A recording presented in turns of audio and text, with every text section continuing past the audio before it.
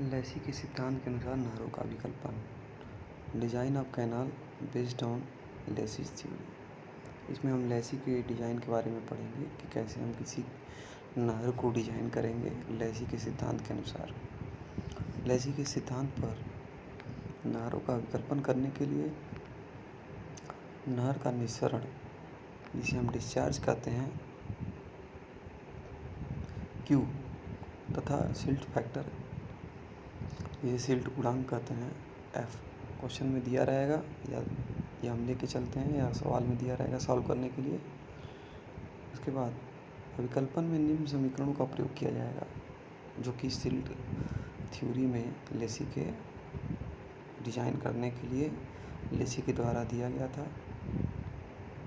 सबसे पहला फार्मूला है वेलोसिटी का। स्टेप 1 होगा जो कि V बराबर V equal to QF square divided by 140 whole to the power 1/6। ये क्वेश्चन 1 होगा।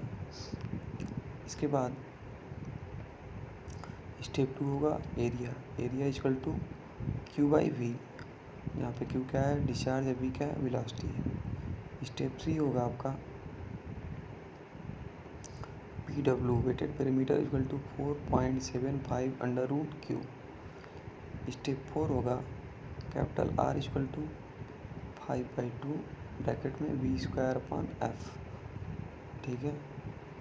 स्टेप 5 S जो कि क्या है, लॉन्गिट्यूडनल स्लोप है, नहर की अनुलंब ढाल जिसे कहते हैं। S इक्वल टू F के पावर 5/3 डिवाइडेड बाई 3340 Q के पावर 1/6। तो यहाँ पे जो टर्म्स हैं एक बार उनको डिस्कस कर लेते हैं। Q क्या है, नहर का डिस्चार्ज है क्यूबिक में। स्मॉल f क्या है, सिल्ट फैक्टर या सिल्ट गुणांक। R क्या है, द्रवी माध्य गहराई या हाइड्रोलिक मीन डेप्थ मीटर में। उसके बाद है नहर A क्या है, नहर खंड का क्षेत्रफल मीटर स्क्वायर में। B क्या है, पानी का वेग मीटर पर सेकंड में। PW क्या है, वेटेड पेरीमीटर भीगे हुए खंड का परिमाप या भीगी परिमाप मीटर में। S क्या है, नहर की अनुलंब ढाल जिसे लॉन्गिट्यूडनल स्लोप कहते हैं।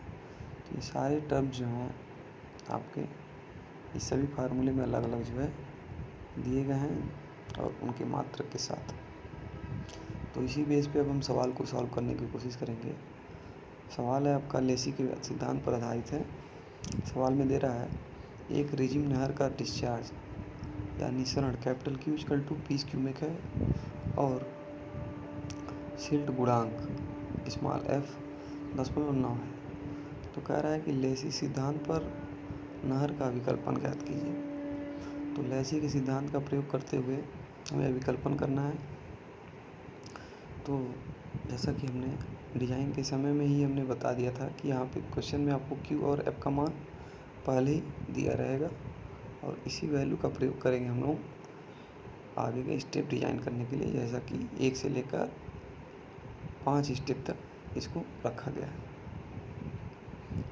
तो हम वैल्यू नोट कर लेते हैं। Q equal to 20 cubic, F equal to 0.9 जिसे सिल्ट फैक्टर कहते हैं। डिस्चार्ज Q दिया हुआ है 20 क्यूबिक।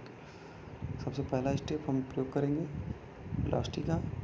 तो पानी का वेग V इक्वल टू क्या दिया हुआ है फार्मूले में, QF square divided by 140 whole to the power 1/6। ठीक है। तो Q की जगह वैल्यू रख देंगे हम लोग कितना, 20। F की जगह रखेंगे 0.9 का स्क्वायर, पूरे के डिवाइडेड बाई कितना है 140 और होल टू दी पावर 1/6। तो फार्मूले में हम सारी वैल्यू रख कर क्या करेंगे, सॉल्व करेंगे। तो वेलोसिटी का फार्मूला आ जाएगा सॉल्व करने पर 0.70 मीटर पर सेकंड। ये आपका पानी का वेग हो जाएगा उस नहर के लिए। अब स्टेप 2 आपका है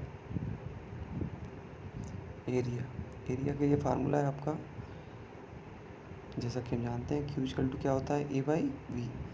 तो एरिया निकालने के लिए हम क्या करेंगे, पक्षांतर कर देंगे तो एरिया हो जाएगा Q/V। ठीक है। तो अनुप्रस्थ खंड का क्षेत्रफल A इक्वल टू क्या हो जाएगा, Q/V।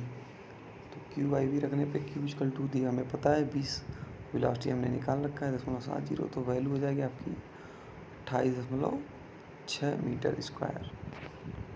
इसके बाद निकालेंगे हम द्रव्यमाध्य गहराई। तो द्रव्यमाध्य गहराई आर का फार्मूला हमने पहले ही जो है स्टेप में डिस्कस कर रखा है। ये स्टेप नंबर 1 था, 2 था और 3 और 4। तो फोर्थ स्टेप आपका क्या है, आर, और थर्ड स्टेप है पी जिसकी वेट पेरीमीटर का थे। फार्मूला दोनों आपके सामने है। तो इस फार्मूले का प्रयोग करके हम आर और पी का मान निकाल लेंगे। तो सबसे पहले हम द्रव्यमाध्य गहराई, जिसे कैपिटल आर कह रहे हैं, उसको निकालने का प्रयास करते हैं फार्मूले में रखकर। तो आर इक्वल टू होता है फार्मूला आपका द्रव्यमाध्य गहराई, are equal to 5/2 into v²/f। ठीक है, तो 5/2 उसी तरह रख देंगे हम, मल्टीप्लाई बाय ब्रैकेट में v की जगह रखेंगे 0.70 का whole square divided by f की जगह 0.90। तो हो जाएगा आपका, सॉल्व करने पर आंसर आ जाएगा आपका 1.51 मीटर। आर का मान हो जाएगा द्रव्यमाध्य गहराई 1.51 मीटर। इसके बाद वी की परिमाप, जिसे पी कहते हैं, step number 4, P equal to 4.75 under root Q है। तो क्यू के मान हम क्या रखेंगे, 20 रख देंगे। तो क्यू का मान 20 रखने पर पी इक्वल टू हो जाएगा आपका क्या, 4.75 अंडर रूट 20। सॉल्व करने पर आंसर आएगा 21.24 मीटर। तो ये हो जाएगा आपका 21.24 मीटर पी का मान। आर का मान पहले ही हमने निकाल लिया है। अब हम नहर को डिज़ाइन जब करेंगे, तो नहर को डिज़ाइन करते समय हम मान लेते हैं कि नहर का जो क्रॉस सेक्शन एरिया है वो क्या है, ट्रेपेजॉइडल है, समलंबाकार, जैसा कि चित्र में दिखाया गया है आपके ये। और इसकी जो साइड स्लोप हैं, साइड्स हैं, उनका रेशियो है 1/2:1। हम मान लेते हैं कि इनके साइड स्लोप जो हैं 1/2:1 के रेशियो में बटे हुए हैं। अब इन दोनों कॉन्सेप्ट को देखते हुए जो हमने माना है कि क्रॉस सेक्शन समलंबाकार है और इसकी साइड की ढाल जो है 1/2:1 है, 1/2:1 है, तो हम दोनों को एरिया के रिलेशन को मेंटेन करेंगे। इसमें बी और डी दोनों आएगा और हम प्रयास कर रहे हैं कि बी और डी का मान निकालें। तो हमारे पास 2 इक्वेशन हमें बनाने पड़ेंगे, एरिया का और वेटेड पेरीमीटर का।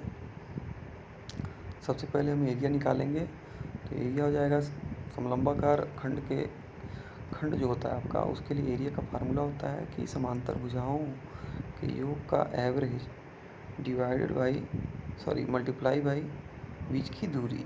ठीक है, तो टॉप विड्थ इसमें दी हुई है b प्लस डी और बॉटम विड्थ दी हुई है b। तो हम सॉल्व करेंगे, तो हम फार्मूले में रखेंगे जब, तो समांतर भुजाएं क्या हैं, b और b प्लस डी, इन दोनों को जोड़ के डिवाइडेड बाई 2 और whole to the multiply with बीच की दूरी कैपिटल डी। तो जब सिंप्लीफाई करेंगे तो हमें वैल्यू a इक्वल टू आ जाएगा इसमें b into D plus d²/2। Area का फार्मूला है ये। इसके बाद हमें वेटेड पेरीमीटर निकालना है। तो वेटेड पेरीमीटर हमें निकालने के लिए 3 पोर्शन निकालने होंगे, दोनों साइडों की लंबाई प्लस आधार की लंबाई। तो दोनों साइडों की लंबाई कैसे निकालेंगे, हम लोग ट्रायंगल ले लेंगे इस तरह से।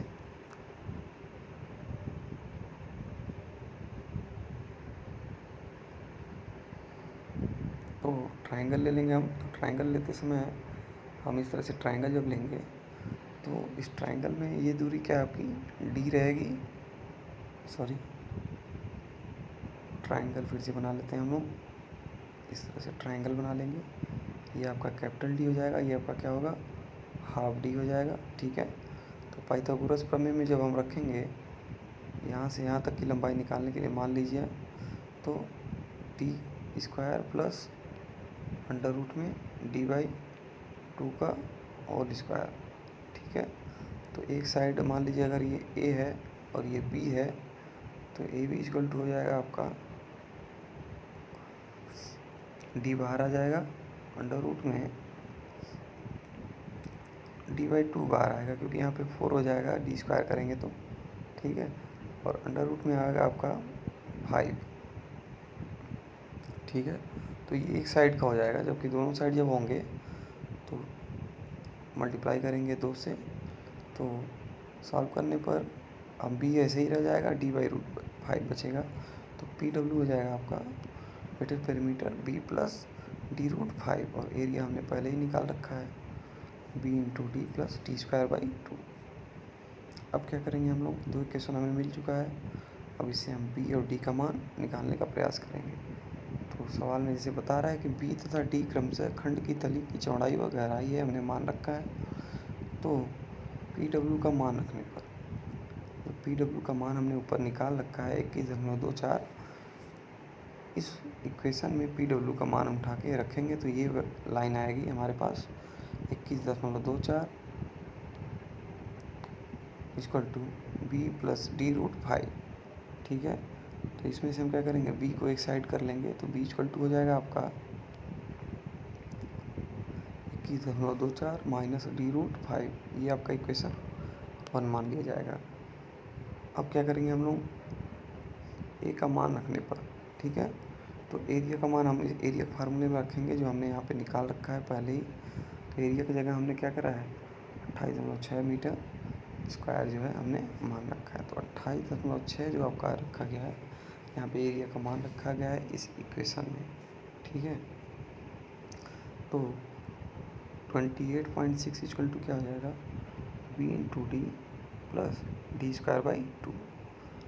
यहाँ पे हमें दो इक्वेशन मिले हैं, एक वेटेड पेरीमीटर का, इसमें b इक्वल टू है आपका 21.24 माइनस d√5, ये हो जाएगा आपका इक्वेशन 1। और एरिया के लिए फार्मूला हमने निकाला है, इक्वेशन 2 बनाया है, 28.6 equal to b into D plus d²/2।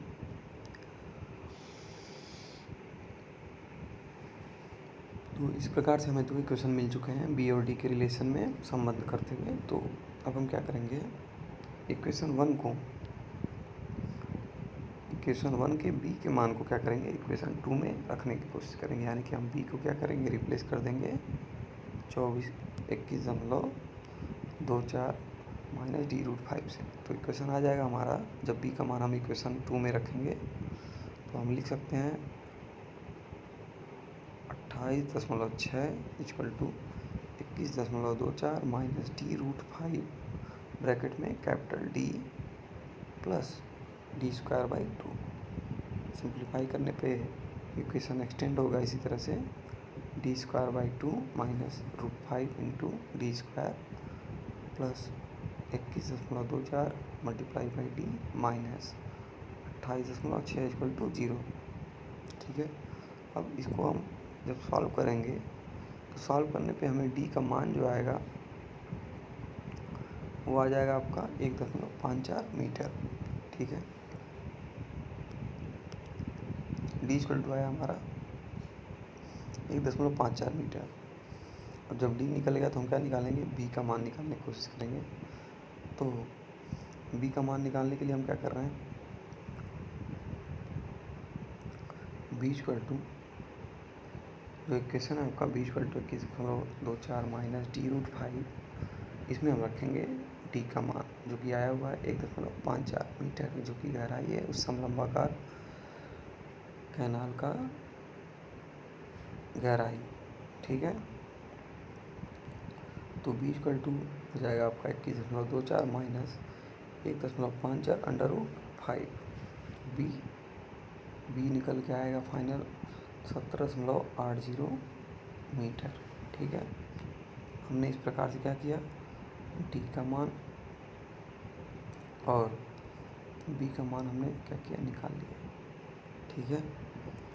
B D निकल गया। अब लास्ट स्टेप आपका क्या बचता है, अनुलंब ढाल, जिसे हम कहते हैं longitudinal slope of A canal. इस फार्मूले को लेसी ने पहले ही दे रखा है, एस इक्वल टू, हमें क्या करना है, सीधे फार्मूले में रखना है, एस इक्वल टू एफ के power 5/2 divided by 3340 multiply by Q के पावर 1/6, ठीक है। क्यू और एफ पहले ही क्वेश्चन में दे रखा है। तो क्या करेंगे हम लोग एफ की जगह क्या रखेंगे 0.9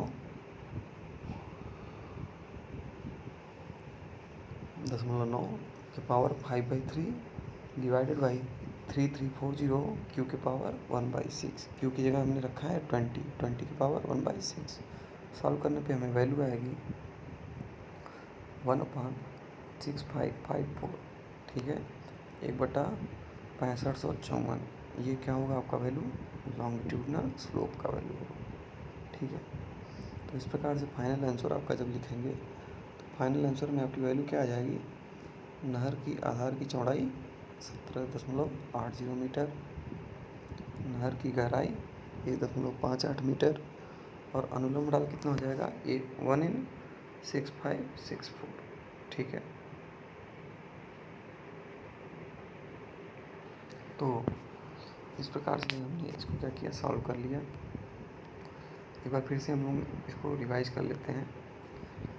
सवाल में क्या दिया रहता है आपके, पहले क्यू और एफ का मान दिया रहेगा। ठीक है, इस क्यू और एफ के मान को प्रयोग करते हुए हम जितने भी स्टेप हैं उसको हम फॉलो करेंगे। उससे हम क्या निकालेंगे, वी का मान, ए का मान, पी डब्ल्यू का मान, आर का मान और एस का मान। ठीक है, और डिज़ाइन कर रहे हैं तो हमें स्वाभाविक है कि बी और डी का मान निकालना ही पड़ेगा। तो इसके लिए हमने क्या किया था, सबसे पहले क्यू और एफ का मान लिख लिया था। ठीक है, क्यू और एफ का मान लिखने के पश्चात क्या किया हमने, पानी का वेग निकाला।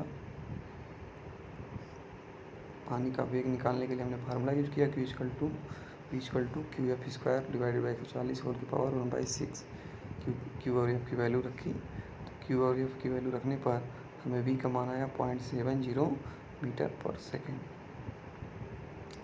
इसके बाद हमने क्या किया था, अनुप्रस्थ खंड का क्षेत्रफल ए का मान निकाल लिया, जिसकी वैल्यू आई थी A equal to Q by V रखने पे 20/0.70। तो आंसर आया आपका 28.6 मीटर स्क्वायर। उसके बाद स्टेप नंबर 3 हमने अपनाया, क्या किया, स्टेप नंबर 3 में द्रव्य माध्य गहराई निकाला, जो कि फार्मूला था R equal to 5/2 into V की power V square by F. ठीक है, वी स्क्वायर बाई एफ था, तो आर का मान कितना है 1.51। वी की जगह हमने रखा है 0.70 का स्क्वायर वी स्क्वायर की जगह, और एफ की जगह रखा 0.90। तो इससे आर का मान हमारा आ गया 1.51। उसके बाद हमने क्या किया, पी डब्ल्यू का मान निकाला। पी डब्ल्यू इक्वल टू क्या था 4.75 इंटू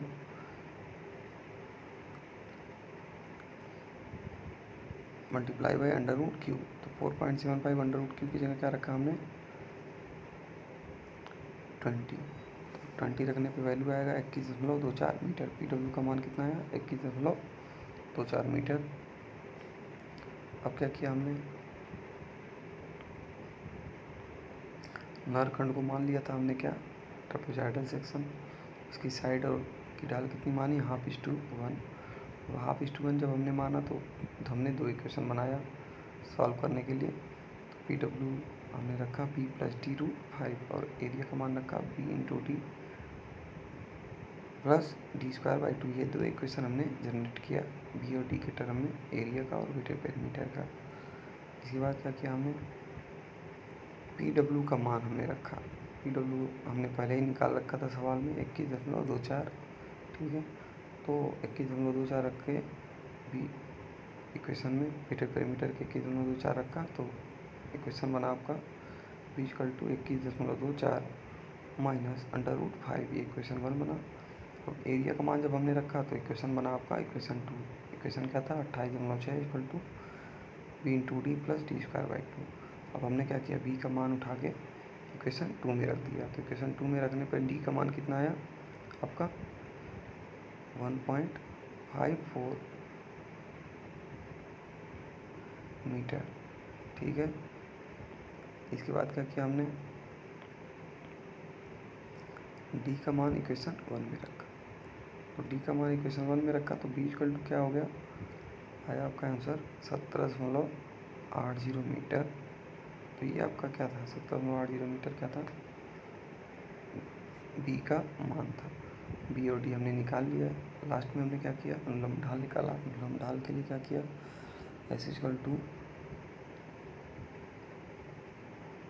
एफ की power 5/2 divided by 3340 into Q के पावर 1/6।